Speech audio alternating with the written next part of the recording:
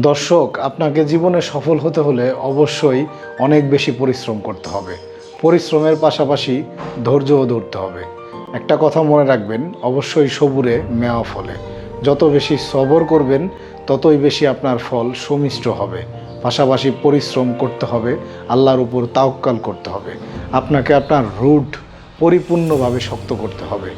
Root যখন আপনার শক্ত হবে তখনই আপনার ফলটা সুদূর প্রসারী হবে। সবসময় মনে রাখবেন, জীবনে কোন পথে এগোনো যায়। জীবনে চলার পথে অবশ্যই ভুল ডিসিশন আসে, তবে সেই ভুলকে নিয়ে বসে থাকলে হবে না। ভুলকে কেন্দ্র করে মনে ব্যথা নিয়ে আপনাকে থাকলে হবে না। আপনাকে আবার উঠে দাঁড়াতে হবে, কাজের উদ্দেশ্যে বেরোতে হবে এবং সামনে এগিয়ে যেতে হবে। তাহলেই কেবলমাত্র আপনি সফলতার রাস্তা পাবেন।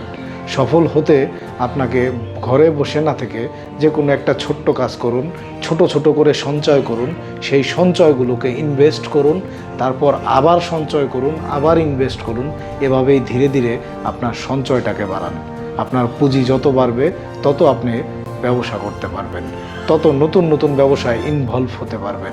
যত ব্যবসায় ইনভলভ হবেন তত তাড়াতাড়ি সফল হবেন। এটাই বাস্তবতা। আপনার সফলতার পথে অবশ্যই বাধা আসবে, এটা স্বাভাবিক। তবে বাধা এলে কখনোই পিছপা হবেন না।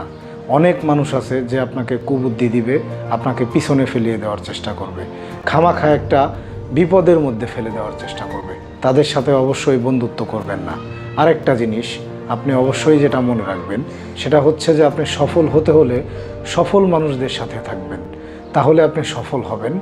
আর আপনার স্বপ্ন পূরণ হওয়ার আগ পর্যন্ত আপনার স্বপ্নের কথা কাউকে বলবেন না, তাহলে আপনার সাকসেসের পথে বাধা আসতে পারে।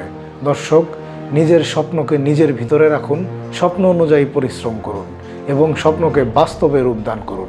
তারপরেই আপনার স্বপ্নের কথা সকলকে বলবেন, গল্প বলবেন, কিভাবে আপনি এই পর্যন্ত আসলেন, সফল হলেন।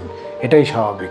আর যদি স্বপ্নের কথা বলে দেন, তাহলে ওই লোক এমন কিছু কুরুচিকরপূর্ণ কথা বলতে পারে, আপনার স্বপ্নের পথে একটা বাধা এসে আপনি ওখানেই থেমে যেতে পারেন। সো এটা কখনোই করবেন না, কাউকেই আপনার স্বপ্নের কথা বলবেন না। আপনি আপনার মনের মতো করে এগিয়ে যাবেন। দর্শক, ভিডিওটি ভালো লাগলে অবশ্যই লাইক, কমেন্ট ও শেয়ার করে সবার কাছে পৌঁছে দেবেন। অনেক কষ্ট করে এক একটা ভিডিও তৈরি করি। আমার চ্যানেলটিকে অবশ্যই সাবস্ক্রাইব করবেন। আল্লাহ হাফেজ।